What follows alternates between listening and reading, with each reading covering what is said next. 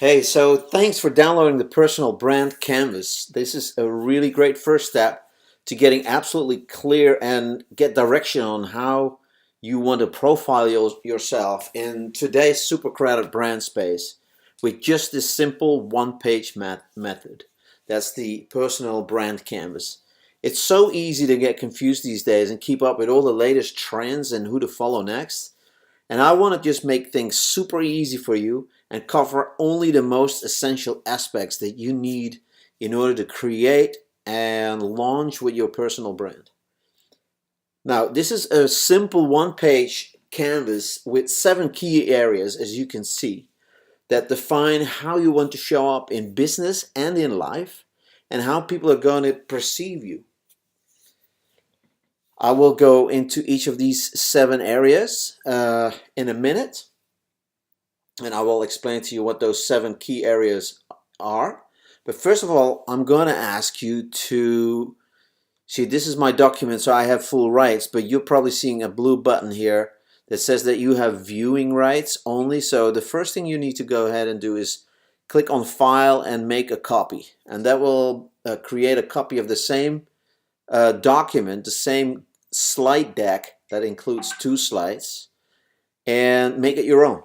So this will remain intact and you will just work off your own copy. And then the second thing that I'm going to give you a great piece of advice is to go to, well, I want you to duplicate these slides because you can make as many canvases as you want. And you can type directly in these boxes, as you can see. And you can date them. And you can export these as a PDF or as a keep them as a Google slide deck that you can access from anywhere with internet, or export them as a like I said, a PDF or a PowerPoint or whatever. But if you go ahead, you can see that the first one here is where I explain what is to go inside each of those 7, 8, 9 boxes. I'll explain to you what 8 and 9 will do.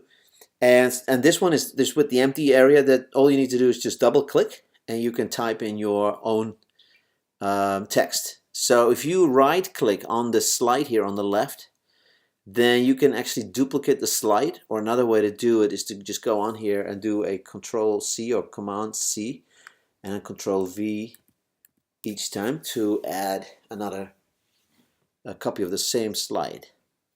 I'm not going to do that right now. I just want to focus a little bit on this. So what I'll do is, I already showed you that by just double clicking here, and in each of these gray boxes you can just easily add your name, for instance, and your website or company or project, and the date. That will make it very easy for you to keep track. And what I would also recommend is just have several canvases. Create several canvases and see which is actually going to work out for you the best, and which one you feel strongest about in moving forward. So let's just put this in present in slide mode and walk you through the 7 key areas. The 7 key areas of the personal brand canvas, they include, number 1, the pillars of your brand identity. The second one is the gifts you share and the value you bring. What is the value that you create? It's like your value proposition. Credibility and social proof. Why and I should work with you or trust you, and who else. It's also your expert status and all these things. Number 4 is, what is it that you promise? Where are you taking me? Where are you taking the customer? And then number 5 is, why should I choose you? What sets you apart from everyone else? Number 6 is what are your channels? So how do you deliver? It's the channels through which you deliver your service, through which you create your value, deliver that value. And then the last column on the right is your audience. Call it your community, your tribe, your whatever. But it's basically the segment of customers that you serve. It's not the entire planet. It's not the entire country. I mean, I'm assuming that you don't have every single person in the world as your customer. So we need to focus. So anyway. And then the 8th and 9th columns, the action steps and the outcomes, I think they speak for themselves. What is required? What investment do I need to make? Do I need to get a web designer or create a a piece of content for something that I'm going to create for my customers, for my community. And so let's just look at identity in the top left first. Your identity is basically who you are. It's what you value, what you think is most important, what you believe to be absolutely true, or what you believe about what a certain thing means. Now, that is your values and belief system. Your mission and your vision is like, so you know and believe these things to be true and value them. That means that you think that those are most important to be putting your energy towards and move towards those values. Examples are health or financial freedom, or the values could also be that we deliver the highest quality design service or the best business event organizing service that we offer you. Like, so we are the best in excelling customer expectations. So that might be a value that is extremely important for you, that you will have always at the top of your mind. And basically those values, they guide and drive every decision that you make in business and in life. It's a fact. Now, if you're doing this for your business, then you may not necessarily only put your own values in there, like your personal values, but you might be looking at it from a business point of view and say, like, and create some sort of a persona. And so you create something like an avatar that embodies all of these beliefs, the values, the mission, etc. But in personal branding, what you do is like you use your own personality as a way to set yourself apart in how you do things and how you show up. We'll talk about that in the column for the uniqueness. But so anyway, you want to start off with values and beliefs, your mission, your vision, the big idea, like why do you do what you do, and all those big questions. I mean, this is a whole course if you wanted to go really deep into it. But I want to give a quick, brief overview, and I want you just to feel free and play around with the ideas. What fuels you and inspires you the most, consistently? What is it that you wake up with and that you think, like, yes, I'm going to do this thing today? Like, no one's paying you to do it or telling you to do it, but it's just naturally, like, within you. You feel very inspired to go ahead and get better at whatever your trade is, whatever is your gig. So anyway, your gifts, the next column, that is the value proposition. It's the value that you create. It's your skill, it's your passion, it's your talents, your experience, and your background. You may be a designer that has got 20 years or 10 years experience in working with, let's say, yoga teachers, etc. So you have a very specific gift, which means that you understand the concerns of the yoga teacher client very well, probably better than someone who's got 10 years experience in designing for financial service providers. It's a very different market, very different vibe, very different in so many ways. So, and to know these things, that's a value that you offer, that you create for your customer. The services and the products that you offer. The social proof is like our testimonials, but also clients, case studies, and reviews, etc. It's also your network, your partners, etc. That sort of give you also a certain status. If you have very high-end, high-ticket brands that you partner with, that also reflects very well on you. Some of your accomplishments, clients, and certificates, assets, roles, etc.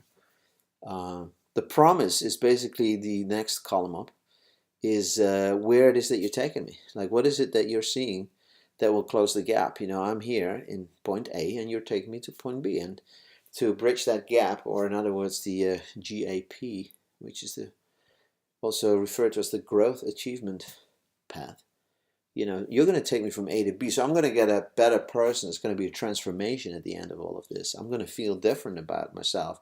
I will have a better, body. I will look very, the way I want to look. I will feel more energetic. Like, those are the kind of takeaways or payoffs that you promise. That's your brand promise.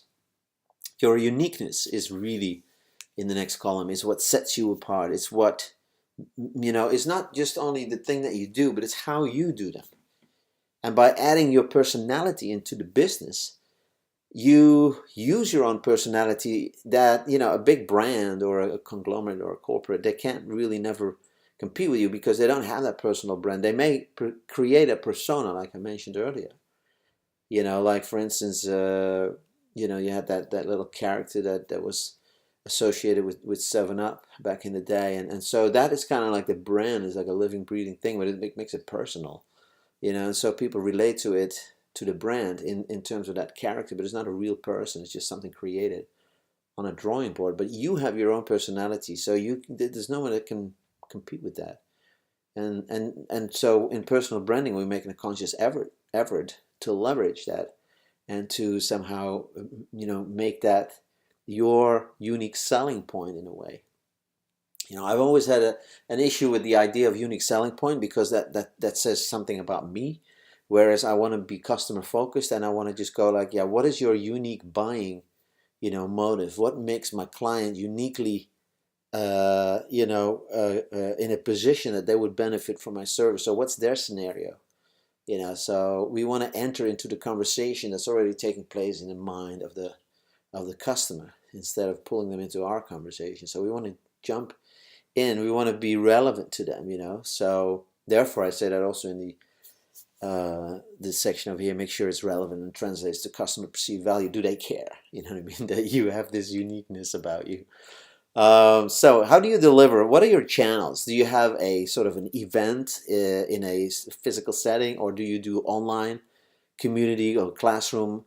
Do you like workshops? Do you have a book, or do you do coaching, one-on-one, group coaching? Like, how do you deliver? What's your channel? What's your vehicle? So that's something good to think about. It's not very difficult. Like you could also do this on the whiteboard or print this out. This one here, you print this out, and you can just put sticky notes on it. If you put it on a really big paper, like I've done it here also on A0 or A1 size, which is like, huge, and you can just put sticky notes on it, yellow post-its. So your audience, basically, that's your tribe, right? Your community, your uh, also the vibe in that community. How do they want to learn? And grow and contribute. It's knowing your audience, right? It's not just like being able to have a figure somewhere in a pie chart that says like, well, we've got 34% of this and that segment. That's good to know that kind of information.